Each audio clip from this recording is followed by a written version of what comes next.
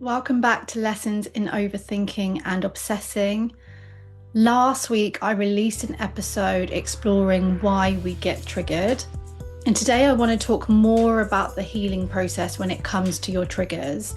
Now, I know that when you're looking for a podcast like this or an episode like this, it indicates that you might be going through it right now. Either you're feeling triggered in this moment, or maybe you're just so fed up of a reoccurring trigger or being someone who gets triggered in a big way. This episode is all about the process of getting triggered less and or calming down sooner when you have been triggered. And a reminder that a trigger is something that sets off a reaction within you. It could be a smell, a person, a place, a tone of voice, and you have this reaction. How you feel physically, emotionally. Often there is this urge to do something when you're triggered. And a lot of the time when we are activated, when we're triggered, we can see ourselves become a version of ourselves that we don't necessarily like, or that doesn't feel like ourselves. Perhaps that's what I should say. Some of you will relate to not liking that part of yourself and those reactions.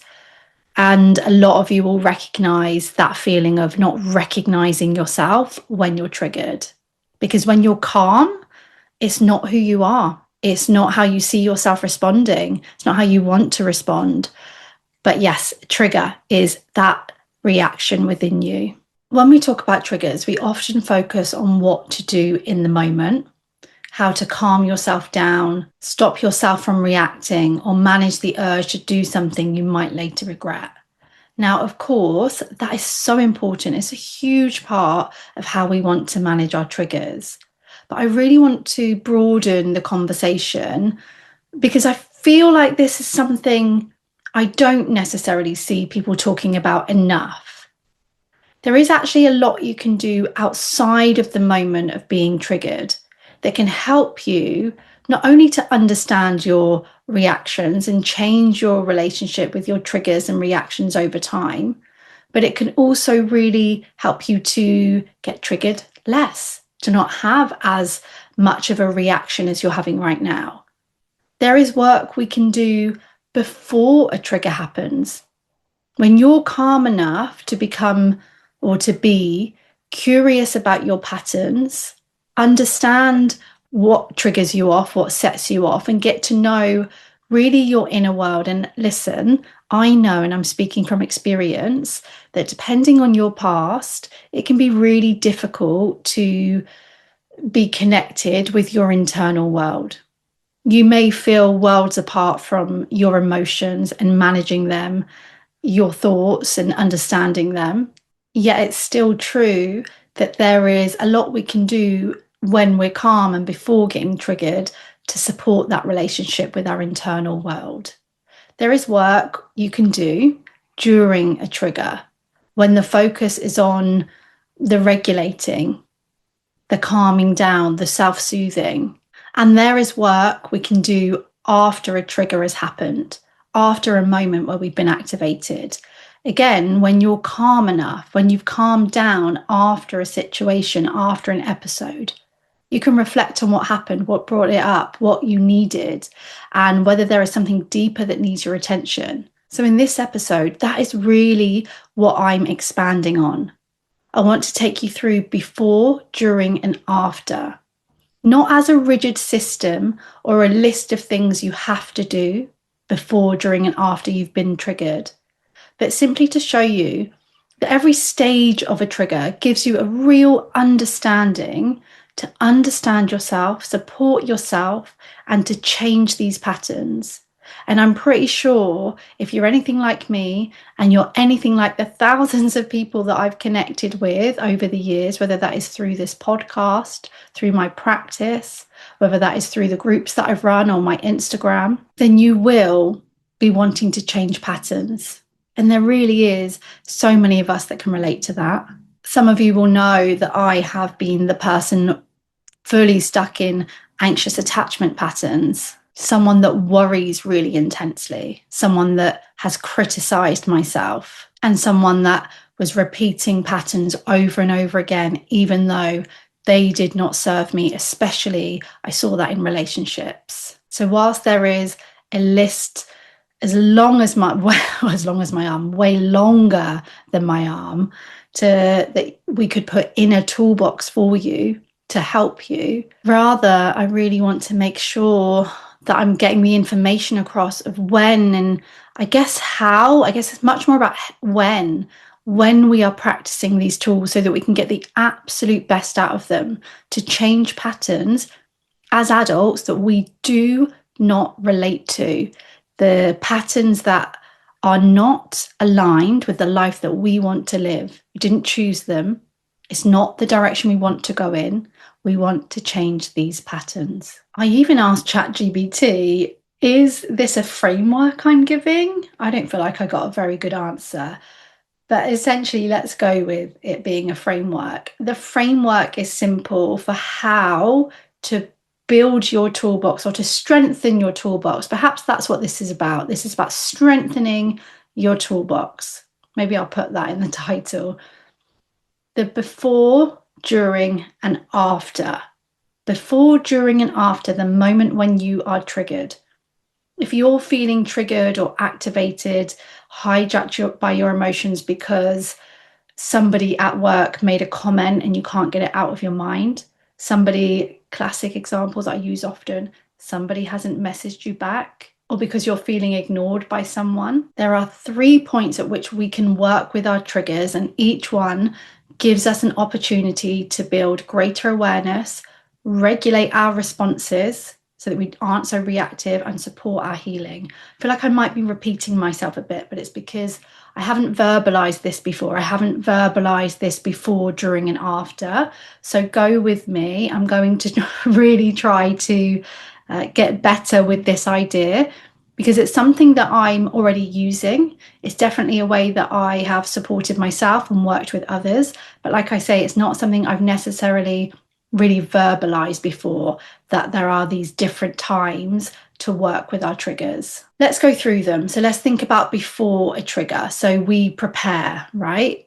Before we're triggered, we have an opportunity to build our awareness, which then will give us the best chance at dealing with triggers when they occur. I can hear you, we don't know when I'm going to get triggered. Sometimes they come out of nowhere. Absolutely.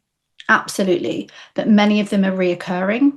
Many of them, we do know the kind of things we've got going on today that might make us more anxious than other times is certain people. So yes, there will be times that we cannot plan for, but this is about preparing for what we can plan for. And even preparing for what we're not expecting.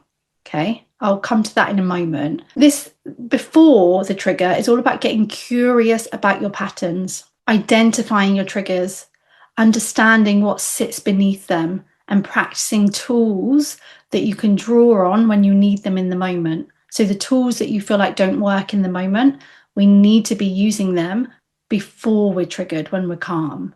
So I'm a CBT therapist, so naturally my examples here are to identify the kind of unhelpful thinking patterns, the core beliefs, the emotions, the urges that come up when you're triggered, to really consider them before those moments when you get triggered.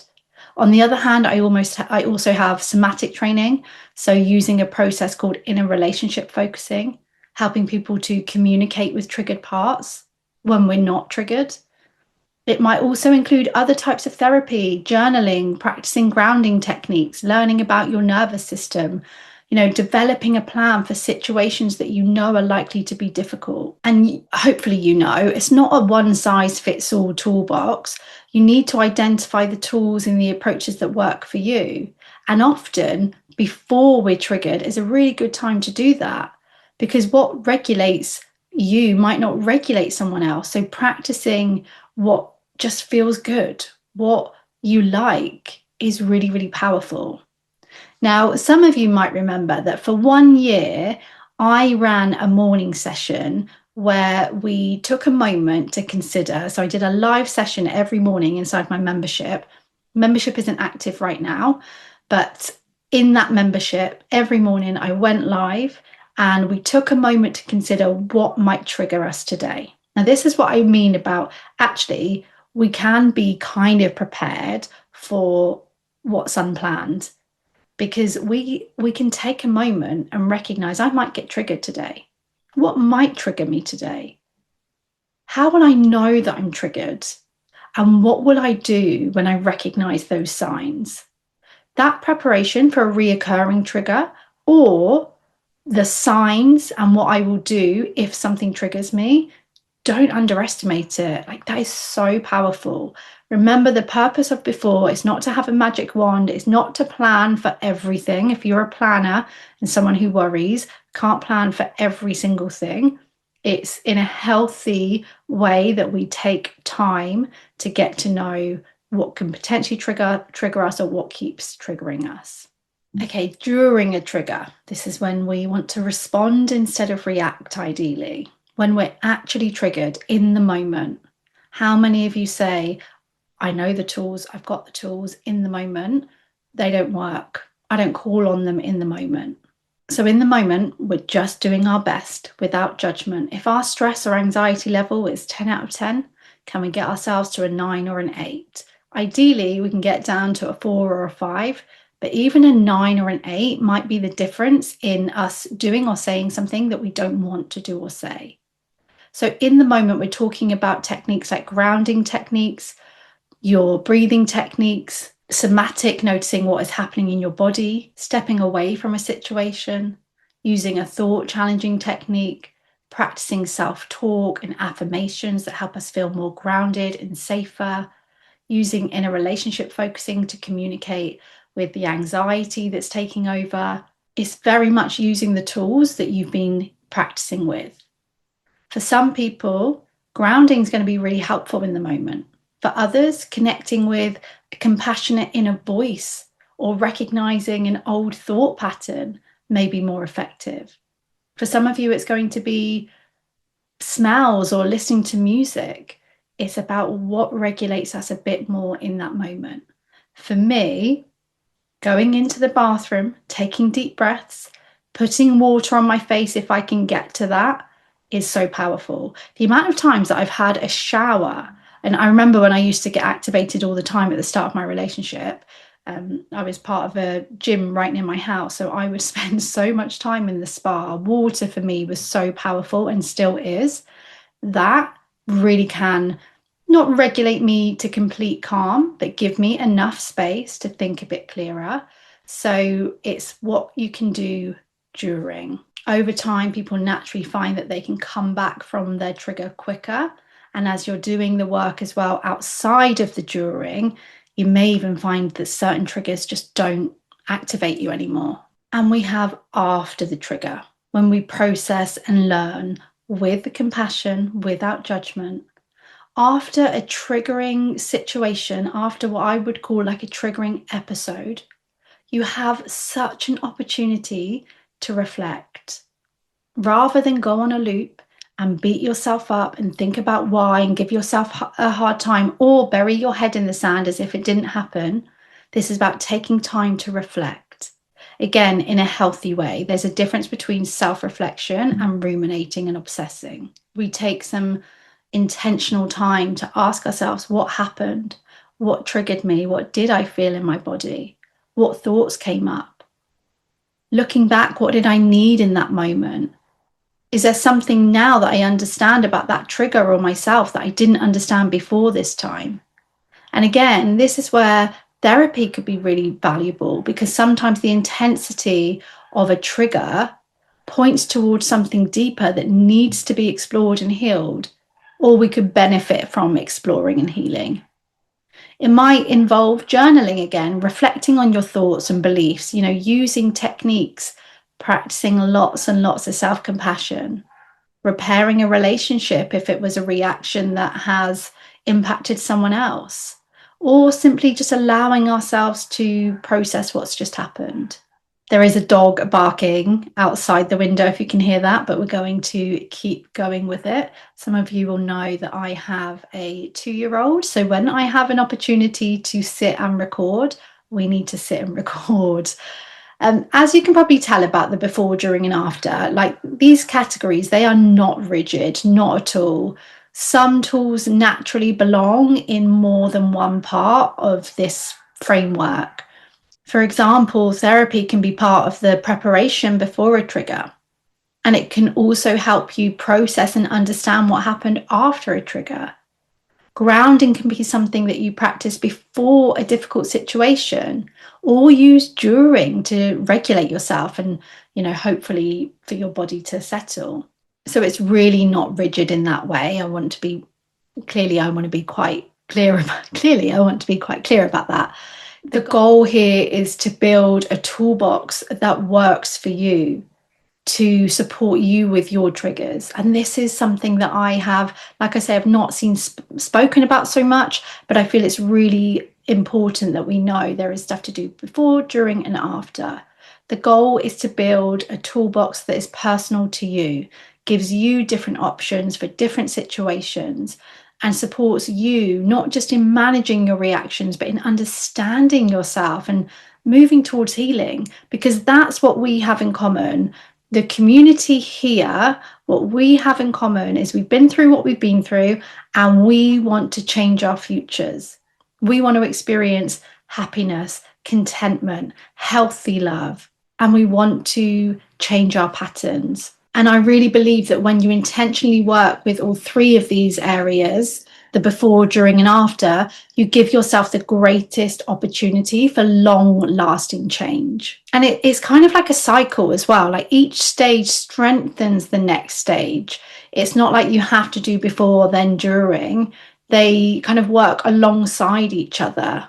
I guess what I'm getting at here is I'm trying to support those of you that maybe get a little bit hooked on the right way to do these things, the right way to do personal development. You take what works for you today. And in fact, let me know in the comments on Spotify or YouTube, or come over to my Instagram, Carlyann_therapy, and let me know, do you feel called to work on or learn more about the before, during, or after?